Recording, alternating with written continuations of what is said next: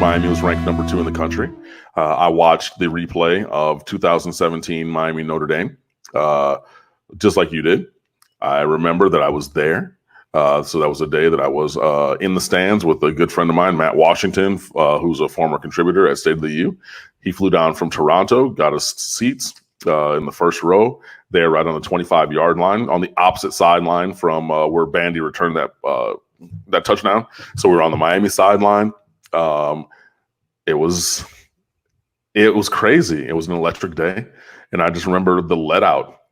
It's like obviously I went to college in Miami, so it's not the same. But if you go to if you're like in college in a college town and everything closes at 1 o'clock or 2 o'clock, and then the club after the club, the parking lot, the let out, everybody's just there hanging out and everything. That's what it was like after that game. Like everybody went out. I'm there yelling and screaming, and I got this gigantic voice because I do. And Andrew Forelli, another a kid from down here that I know, who's hilarious on Twitter, by the way. He's a little extra sometimes, but hilarious. He was like 100 feet in front of me, and he was like, "Yo, I know that's Cam," and I'm like, "Yeah," I'm just screaming and yelling and everything. It was crazy. And yeah, we were just all in the parking lot. We just went from tailgate to tailgate after the game, and it was a night game. I don't remember the time that we left.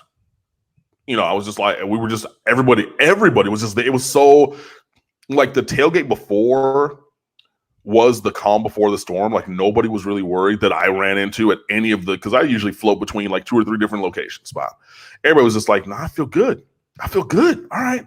Went in there, blew them out. And afterwards, that was when the party was for hours and hours. Like literally stadium staff was like, "Yo, y'all gotta go." So I remember like it was yesterday.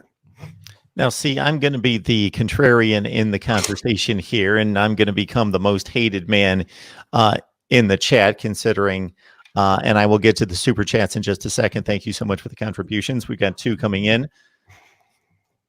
I wouldn't have been worried if I was a Miami fan, but I would understand. If you look at the totality of each season, those 2 teams were extremely comparable against like competition. Like most times when they got on the field, unless it was just a bad matchup or just an outlier, you would expect those teams to play within a field goal of each other.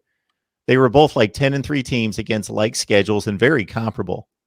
I mean, they weren't very different, honestly and truly,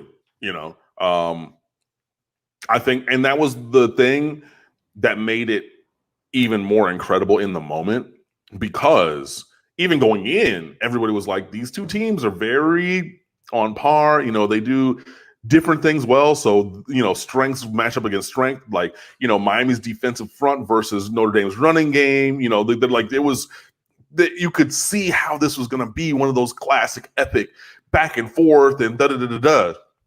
And we whooped their ass. We blew them out the water. You know what I mean? Like it wasn't close. And I think that was what made it.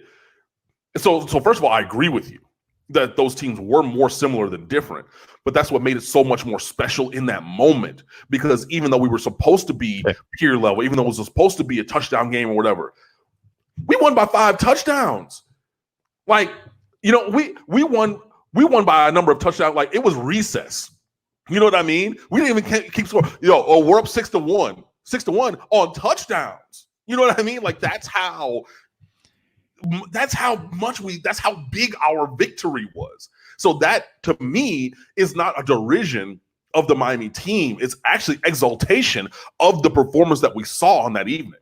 Yeah. And you know what place I take on my channel in regards to trying to cover the entirety of the sport, trying to provide the other argument, especially when I'm speaking to one particular fan base. So I've been thrown that game in my face, not my face as a Notre Dame supporter, just in regards to Miami supporters, just trumpeting that outcome. And I get it, especially the way you just laid it out that, hey, Notre Dame had a really good season. We had a really good season. We were both roughly top 10 teams. It should have been a close game, and we just housed them. That game, final 41-8, correct? 41-8. It wasn't like it was like 13-3 at half, and then you scored some garbage touchdowns at the end. It was like, could have been like 60-8. Like it was like 34-0 at half or 27-0, whatever it was. It was 27-0 after that. Yeah, 27-0, and then we went Operation Shutdown for the second half. Yeah, it could have been worse. Which, I mean, if you want to talk about it, and I'm going to whisper it, if you had a quarterback that you trusted, maybe you keep the pedal to the metal. Maybe you do a couple more things. But you figure, hey, this guy, I know who he is. We're going to go Operation Shutdown. We're going to try to run the ball a little bit. We're going to go here and there. I'm just saying. Most coaches typically do that regardless who the quarterback is when they've got a 5-touchdown lead in the second half and say, we'll just get out of here. I mean, when we got the ball first in the second half. Rick.